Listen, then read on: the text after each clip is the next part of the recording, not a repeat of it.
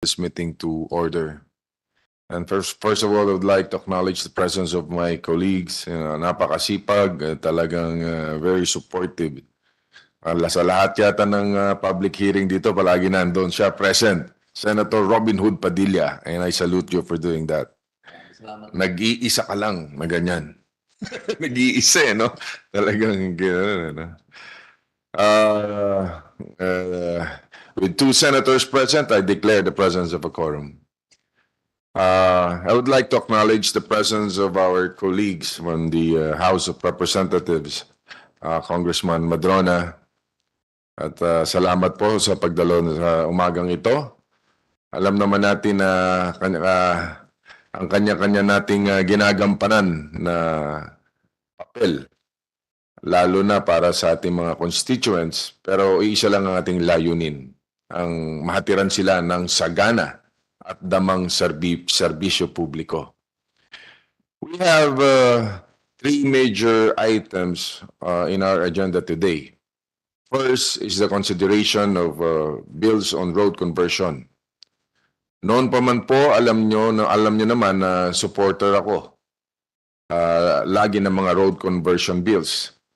Nung naging chairperson ako noon ng Committee on Public Works, 2004 to 2013? Yeah.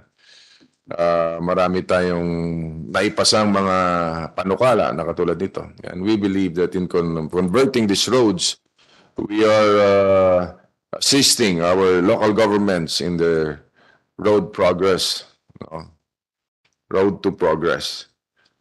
Roads play a very vital role in economic development. Diyan itinatawid ang mga pangangailangan ng mga mamayan, and these roads represent the windows and doors through which our people are given access to vital goods and services.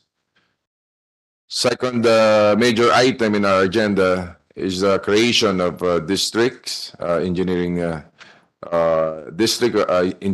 offices, DEOs.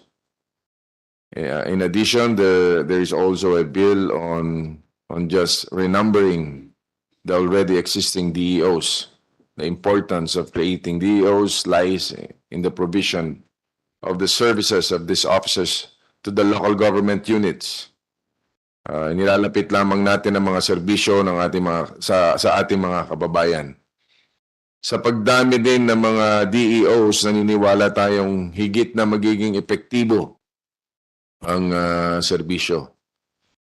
DEOs help bridge the gap, thus capacitating our LGUs and promoting their genuine local autonomy when it comes to infrastructure, when we all know is the backbone of the economy.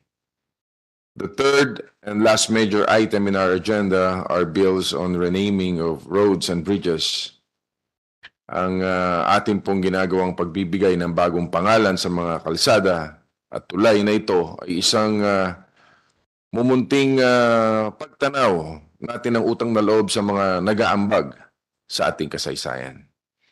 And when we rename roads, we do not change nor erase history. We simply honor revered personalities whose invaluable contributions to society have shaped our nation. Lumingon po tayo sa kanilang mga sinimulan at iniukit sa mga pahina ng kasaysayan ang kanilang mga iniwang alaala. We are seeking to immortalize their legacy so that we will never forget them, especially the fruits of their hard work that we now get to enjoy. With all this, I hope that we will have a very fruitful discussion this morning. Senator Robin, you have any opening statements? Mahal na tagapangulo, gusto ko lamang pong ibalik ang napakaganda pong inyong panimula para sa akin sapagkat kayo lamang po ang aming idolo dito.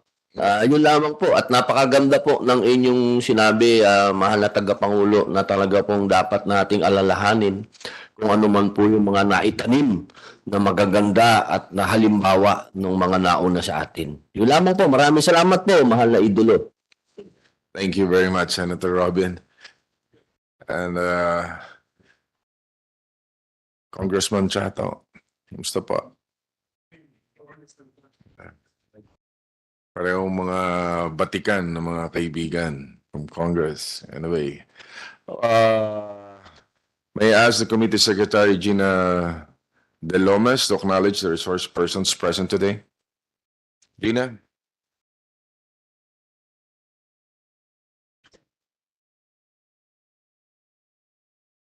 Good morning, Mr. Chairman and Senator Robin Hood Padilla. At the outset, we are honored to have the presence of the Vice Chairperson of the House Committee on Public Works and Highways. Yes. Senior Vice Chairperson, Honorable Eliandro Jesus F. Madrona, the representative of the Lone District of Romblon, the Department of Public Works and Highways, we have Engineer Edwin Fortes, the Chief for Statistics Division, and Honorable Edgar M. Chatto, the representative of the First District of Bohol Province. Okay, before we hear our resource persons, allow us first to lay a few ground rules. In the interest of time, kindly limit your presentations or statements to just 3 minutes. We will hear from the respective proponents first, then the DPWH, and the National Historical Commission, whichever is applicable, will state their respective evaluation of the proposals. So let's start with the road conversion bills. May we first hear from Representative Madrona for House Bill number 10228, an act converting the Sawang-Macalas Road in the municipality of Romblon, province of Romblon, into a national road and appropriating funds. Therefore, Congressman Madrona, you are now recognized po. Thank you very much, Chairman Revilla, Senator Padilla, our friends around. Yes, I have the honor to sponsor House Bill number 1028 under Committee Report 268 on converting Sawang-Macalas Road in the municipality of Romblon. This road was constructed and envisioned to shorten the travel time between our farthest barangays to the Romblon State University, and also to shorten the travel time to the ports and then the tourist areas. So it is really strongly requested that this House Bill number 1028 be considered favorably. Thank you very much. Okay, DPWH, may we hear from you for your evaluation? Any comment? Thank you. Good morning, Honorable Chairman, and good morning, Senator Robin, and the rest of the body. With respect to an act converting the Sawang-Macalas in the municipality of Romblon, province of Romblon, into national roads and appropriating funds therefore. First thing, sir, sinusuportahan po namin yung mga pag-inak nyo po ng mga bills regarding itong mga ano. However, So there's no objection to the proposal. however, sir, since the committee requested comment from the DPWH, allow us, sir, to present also our comment. I have here, sir, the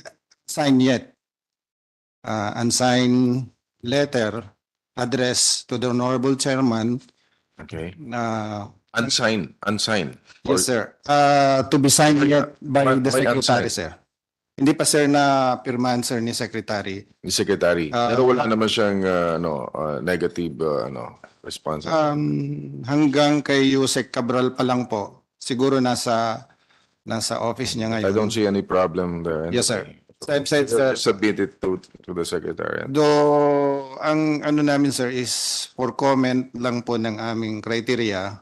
The said proposed bill, sir, ay initially proposed for convention filed through House Bill 6583 was predicated not in conformance with the DPW's functional criteria for national road per DO 133 series of 2018. Parang it serves as a collector road po sa Romblon, Cogon, Sablayan Secondary Road. The said road provides inter-barangay connection linking barangays of Sawang and Macalas, not to mention that it does not form a continuous road network. The subject road is not meritorious for conversion into a national road and does not ultimately perform a national function. Thus, we maintain our stand that it should remain its present road classification as a local road.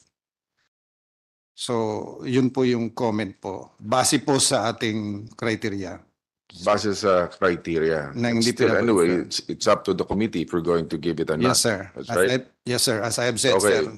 Are there any comments in other bills of the Congressman Madrona? With respect What to, about to House Bill number 1031, converting Sablayan Panabat Bagakay Road,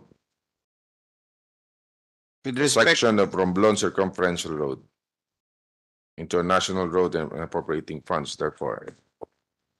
Ang pag-uusapan lang dito naman, siyempre, madidiplit ang pondo ng DPWH, kaya ayaw nyo i-grant Di ba? yes, sir.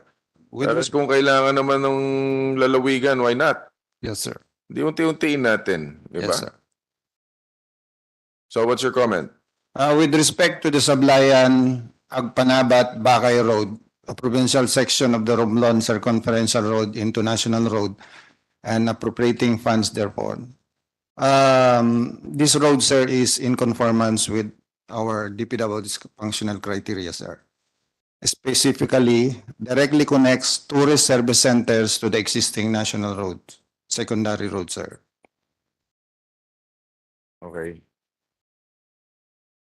Sige, what about House Bill number 1043, an act creating district, no, iba na to. Dalawa lang ba yung sa'yo? 1029 and 1030. So dalawa lang? Hindi pa po tayo.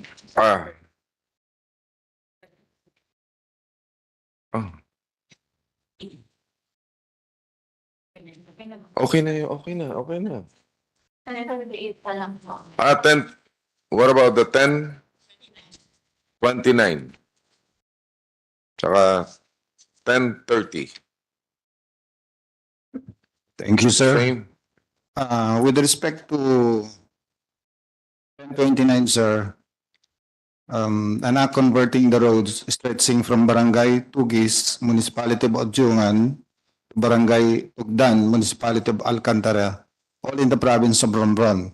The subject road was initially proposed for conversion filed under House Bill 6584 and was predicated not in conformance with the DPW criteria. Apparently, sir, it runs parallel with the Tabla Circumferential National Roads, duplicating only the function of the said national road.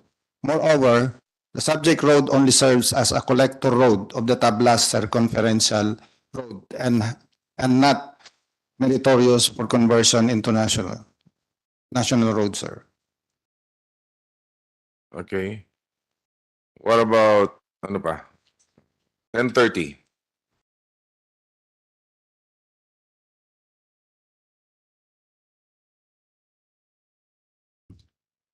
House Bill 1030, converting the road stretching to Sitio Buliganay, Barangay Paniki, Municipality of Cojuangco, to Sitio Kabaliwan, Barangay Batsawan, Municipality of San Agustin, all in the province of Romblon, into National Road and appropriating funds thereof.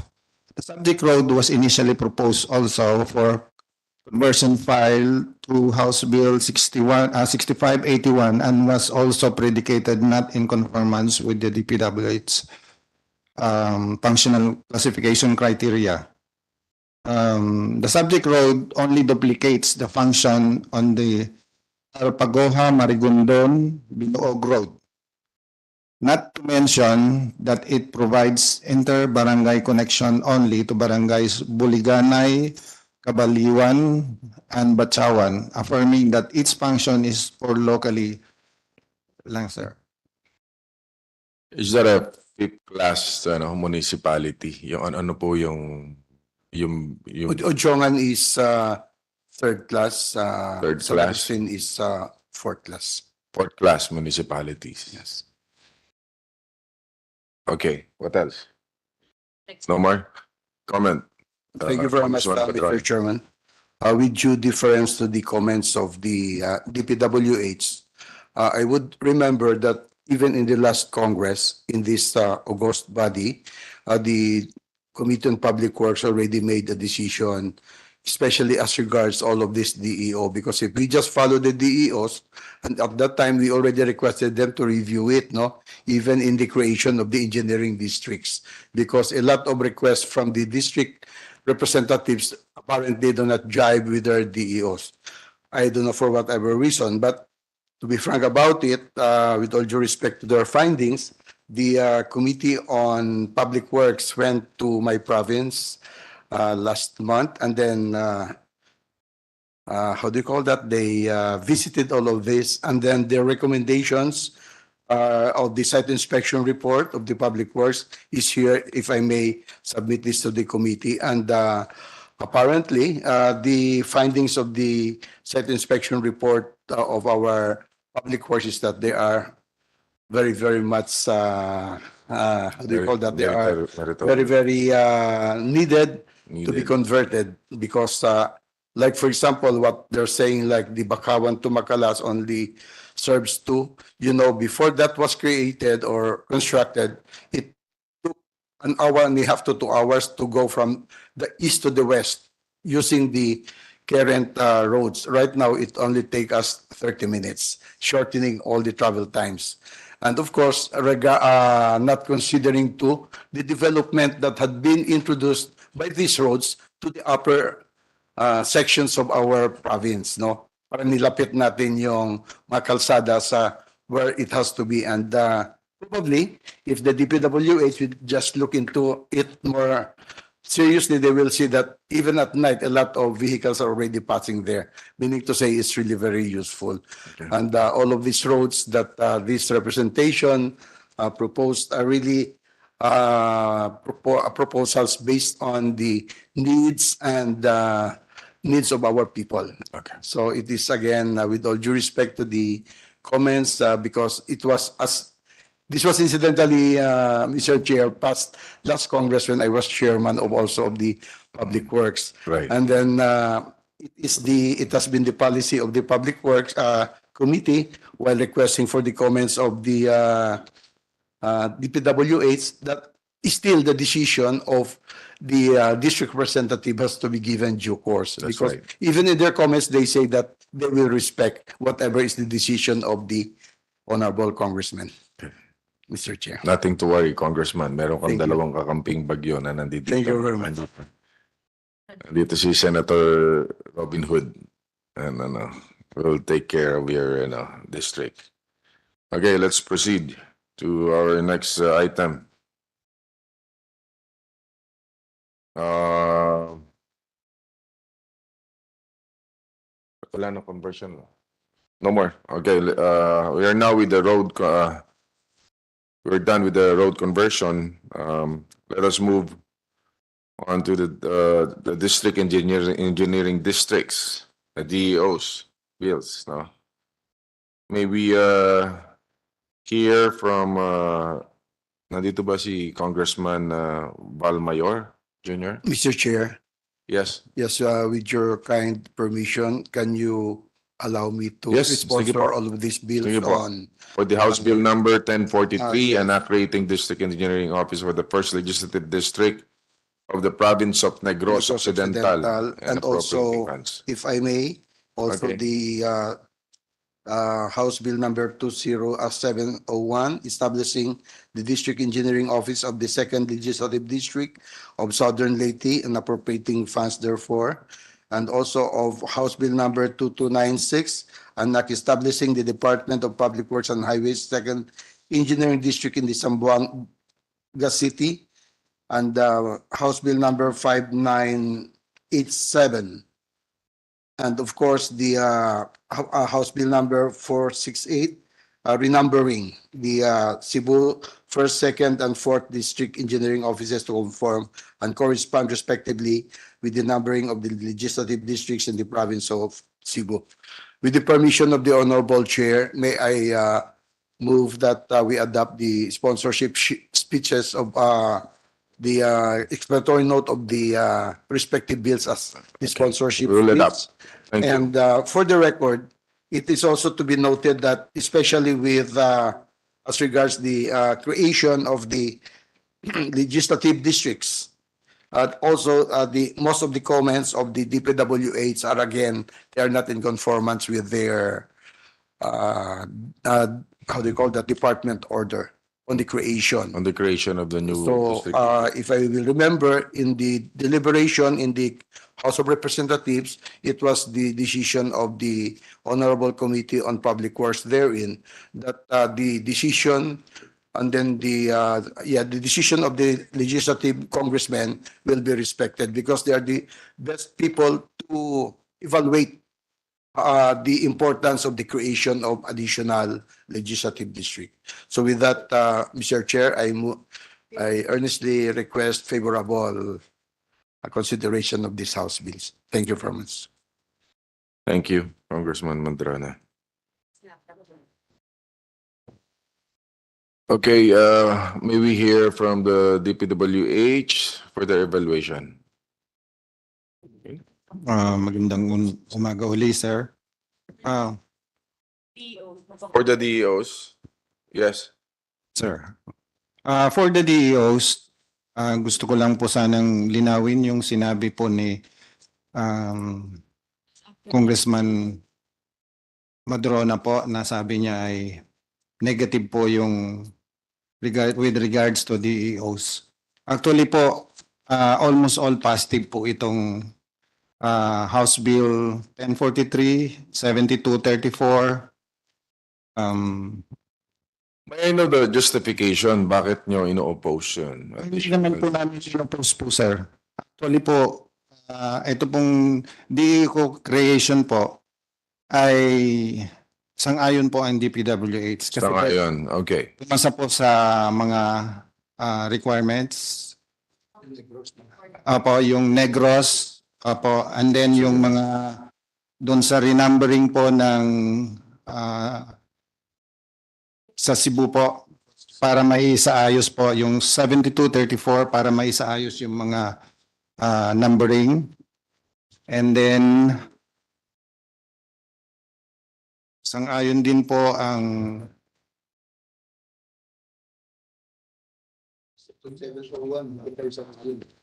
dun sa 7508 po sa Leyte po. Hindi naman po sa hindi sang-ayon kaya lang medyo short po kasi yung existing na national existing DEO ng 5.2 meters ay 5.2 kilometers.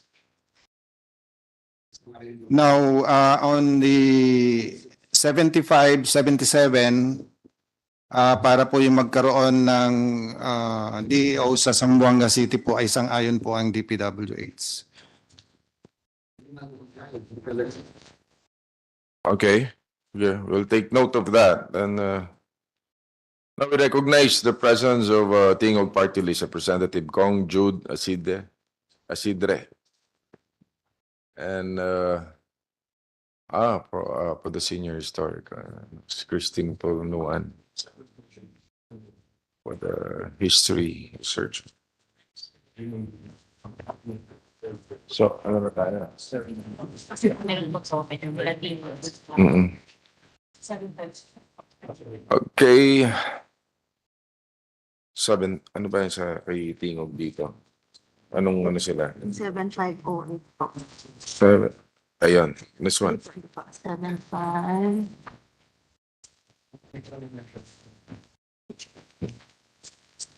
Baka may na-miss out, ha? Ginambol ko kasi. Okay. Ah.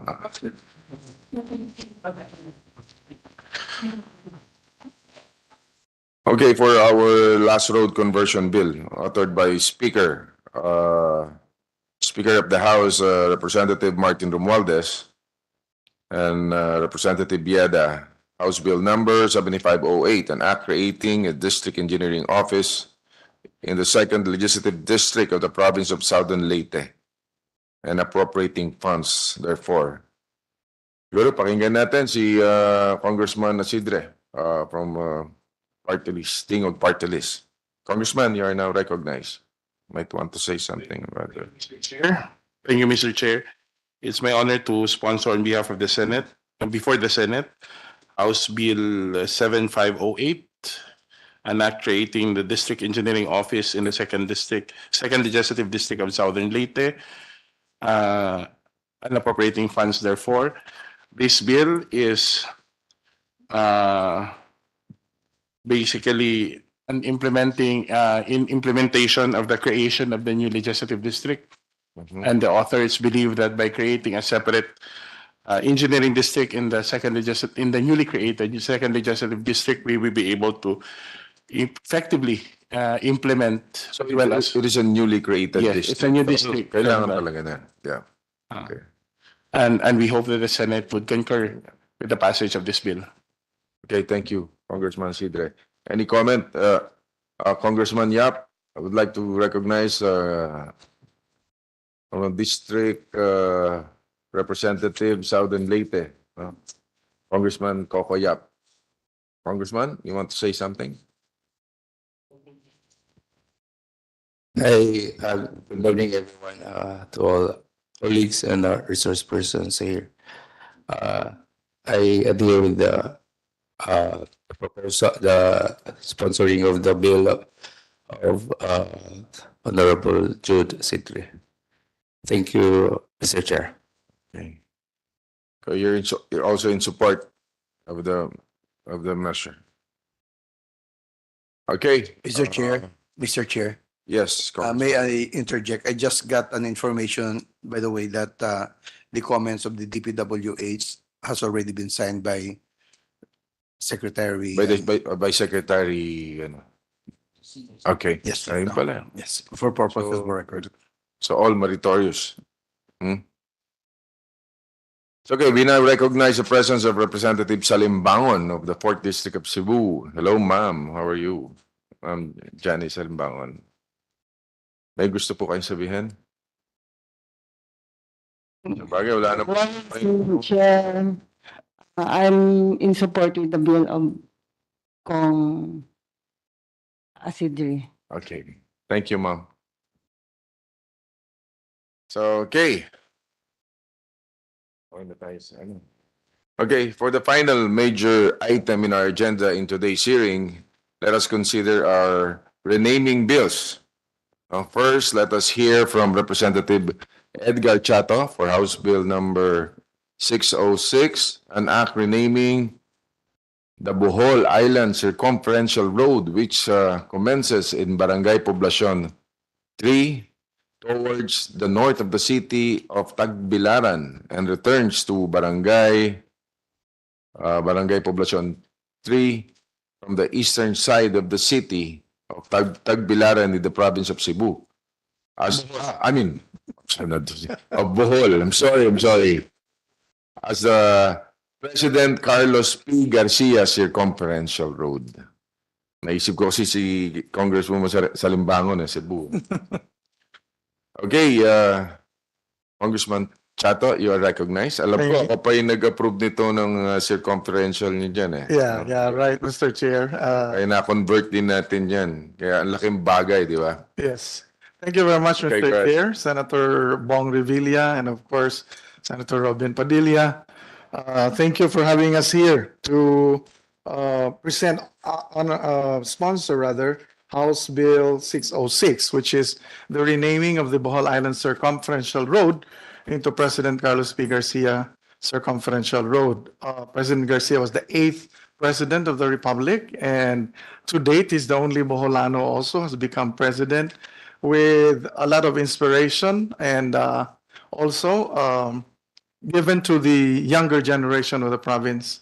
And to honor him as a president, former president of the Republic, we are filing this bill. But let me also inform the Senate that this is a refiled bill from the 15th Congress, 17th Congress, 18th Congress, and to the present Congress. And we hope that this will find its way for final approval. Thank you, Mr. Chair. Thank you, Congressman Chatto. Okay, may we hear from the NHCP for their evaluation? Ms. Christine Pulnuan. Yes, Senator. The NHCP expressed support to this bill po. Support to this Yes, measure. All right. So, yung problema pala eh.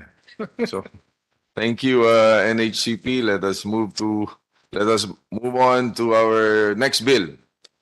House Bill number 6688, taking into consideration Senate Bill number 1111 and 1151, an act renaming the Urdaneta City Bypass Road, traversing barangays Nancayasan, Santo Domingo, Santa Lucia, Camantiles, and Anonas in the city of Urdaneta, province of Pangasinan, to Ambassador Eduardo Danding M. Cojuangco Jr. Avenue.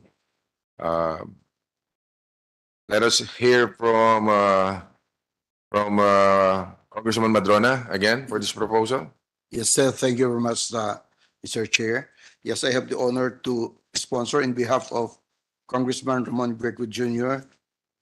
Senate Bill number 6688, an act renaming the Urdaneta City Bypass Road, traversing barangays Nancayasan, Santo Domingo, Santa Lucia, Camantiles, and Anonas in the city of Urdaneta, province of Pangasinan, as Ambassador Eduardo Danding M. Cojuangco Jr. Avenue. I have here the position letter of Congressman Guico with the permission of the Honorable Chair. Yes, go ahead. May I submit this for the record? For to just the, for the record, yeah. committee, and then, of course, with a strong request that this be favorably considered by the committee. Thank you Okay. very much, Mr. Chair. Now may we hear from the NHCP? Any comment on this measure? Sir, we'd like to say that we have acted on this matter in October 2022, that we withhold support for this because of the NHCP guidelines on naming, renaming, that we should wait for at least 10 years after death of the proposed honoree to make a more sober appreciation of the matter. So, yun po yung position ng office. We reiterate our position on that. Okay. Thank you, NHCP, for your comments. We will take your comments into consideration. So let us move on to House Bill number 6694, an act renaming the Tambacan Bridge, traversing the Iligan River located in Barangay Tambacan, City of Iligan, in the northern Mindanao. What's this, region? Was that region or what? Ano to? Region or refill? Baka wrong spelling na. Ano to? Region yan, ah. Yeah, Mindanao region. As the Mariano Lluch. Tama ba yan? Lluch Badelles Senior Bridge. Yan. Authored by Representative Yada Romualdez. May we hear from Jude Acidre? Thank you, Mr. Chair. It's an honor to sponsor on behalf of the authors House Bill 6694, a bill seeking to rename Tambacan Bridge in Tambacan, Iligan City as Mariano Lluch Badelles Senior Bridge in honor of the former mayor and representative of the First District of Lanao del Norte, Iligan City from 1987 to 1998. The same was responsible for the establishment of a two-lane bridge traversing the Iligan River, which is now known as Tambacan Bridge, and introduced House Bill 532 on August 24, 1987. The proposed change of name honors the memory of a distinguished public servant, as well as signifies the chronicle and an aspect of the historical progress of Iligan as a city that may provide an important educational anecdote for the generations of Iliganans to come. Once more, Mr. Chair, distinguished colleagues, the authors request the immediate approval of this bill.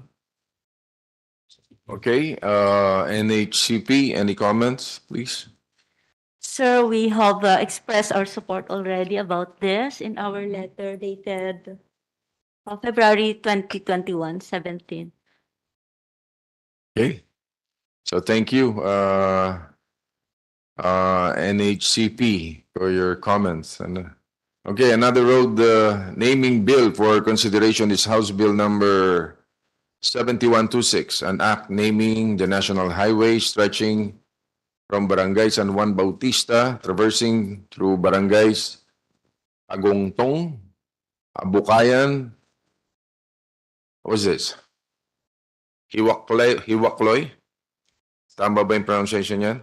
Hiwakloy, Digdigon, Balaynan, and Payatan in the municipality of Goa, Barangay Lupi, Sierra Nevada, Pinalay, Camagong, Salvacion, San Roque, San Ramon, Sagrada, La Medalla, Magsaysay, and San Vicente in the municipality of Tinambak, up to Barangay Nalayan in municipality of Siruma, all in the province of Camarines Sur, as Speaker Arnulfo Noli Fuentebella Highway. So, okay, nandito po ba si Congressman Gabriel Bordado Jr.? Is he Mr. present? Chair, Oh, okay. Congressman Madrona. in Recognized. behalf of Congressman Gabriel Bordado Jr., I have the honor to sponsor House Bill number 7126, an act naming the national highway stretching from Barangay San Juan Bautista, traversing through barangays Tagungtong, Abukayan, Hiwakloy, Digdigon, Balaynan, and Payatan in the municipality of Goa, barangays Lupi, Sierra Nevada, Binalay, Camagong, Salvacion, San Roque, San Ramon, Sagrada, La Medalla, Magsaysay, and San Vicente in the municipality of Tinambak, up to Barangay Nalayahan in the municipality of Siruma, all in the province of Camarines Sur, as Speaker, Arnulfo Noli Fuentebella Highway. If I may move that the sponsorship speech, the explanatory note of this House Bill be adopted as the sponsorship speech, and this representation is earnestly requesting the favorable consideration of this committee. Thank you very much, Mr. Chair. Thank you. Thank you, Congressman Madrona. NHCP, your comments again? I'd like to express the NHCP position on this. We have expressed our position in way back in, let's just see, October 2022, October 11, 2022, in a letter to Representative Romualdez Momo, that we withhold our support on this. It's this because of the 10-year provision of our NHCP guidelines. Because Speaker Fuentebella just died sometime in 2016, I think, or 2020. So wala pa pong 10 years. So wala sir. pang 10 years. Yes po. Okay. Sige, we'll take note of that. Thank you, NHCP. Okay, For our last bill, House Bill number 7413, taking into consideration Senate Bills number 1888, 2069, 2163, and 2183, an act renaming the Agham Road and the BIR Road stretching from North Avenue, traversing through Quezon Avenue up to East Avenue, all located in Quezon City, as Senator Miriam P. Defensor-Santiago Avenue. I believe Representative Tony Pet cannot make it. Meron po ba kayong ano? Okay, Congressman Madrona? Yes, with the permission of the Honorable Chair, may I sponsor in behalf of the authors, Tony Pet Albano, Juan Atayde, and Marvin Rillo, Congressman Marvin Rillo, House Bill number 7413, an act renaming Agham Road and BIR Road located in Quezon City as Senator Miriam P. Defensor-Santiago Avenue. May I move that the explanatory notes of these respective House bills be considered as their sponsorship sheets, and this representation is earnestly requesting for the favorable approval of this House bill. Thank you very much, Mr. Thank Chair. you very much, Congressman Madrona. Let me also state for the record my support for the passage of this measure, since I also have a bill filed on the matter. Senator Miriam Defensor-Santiago was an epitome of a true public servant. She was well known for her advocacy against corruption. She was a recipient of numerous recognitions, both local and international. Among these awards in the Philippines' highest national honor, the Quezon Service Cross. Not to mention, she was the first Filipina and first Asian to be a judge in the International Criminal Court. Our bill is to acknowledge the contribution of the late senator in nation building. We wish to immortalize her legacy. I hope that the NHCP considers this proposal with merit. Buong Senado at buong Kongreso ang kakampi nito. Thank you very much. NHCP. Yes, Mr. Senator.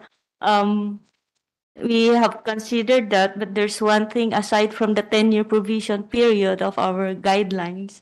There's also this Heritage Act of 2009 that considers the historical significance of Agham Road. It's been the name of the street for a very long time, more than 50 years. So if there was a letter issued by NHCP before that maybe you can consider another road that's not been named for that long. Parang ganun po na pwedeng palitan If you can change for the road. considerations po. But Agham Road is historically and significant na tackle this po in the kasi. floor, And no?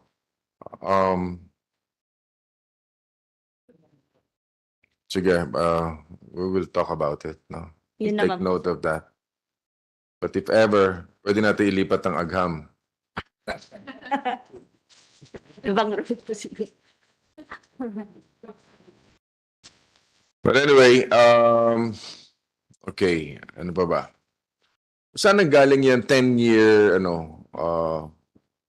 provision na yan? Yung Sa sinasabi. NHCP revised guidelines po of naming renaming na it's So guidelines nyo lang yes, yun, yes. ng NHCP. So hindi an act of Congress.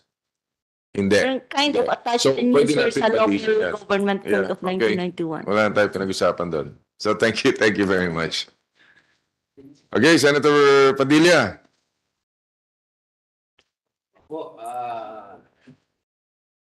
napasarap yung kain kung nakamot. Napaka-ula po, mahal na tagapangulo. Napakaganda po nung sinabi niyo patungkol kay dating senador, ating ginagalang na Senator Miriam Santiago. Ako po'y naantig sa inyong iminungkahi sapagkat tunay po na isa siya sa dapat na naging pangulo ng ating republika. Sana. Ginoong tagapangulo, akin pong sinusundan ng lahat po ng inyong iminungkahi. At sabi niyo po kanina, bilisan lang natin ito.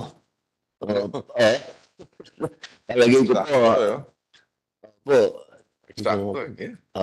sinusundan ko po lahat ang pagsang-ayon ng komite sa mga sumusunod na House Bill numbers 606, 6688, 6694, 7126, 7413, 1028, 1029, 1030, 1031, 1043, 7234, 7508, 7577 bilang konsiderasyon sa mga sumusunod na Senate Bills 111, 1151, 1888, 1943, 1952, 2069, 2161, 163. Yun lamang po, mga tagapangulo.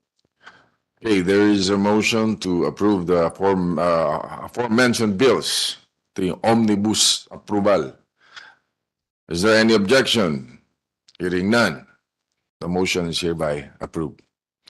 So the committee secretary is hereby instructed to prepare the report for submission to the plenary.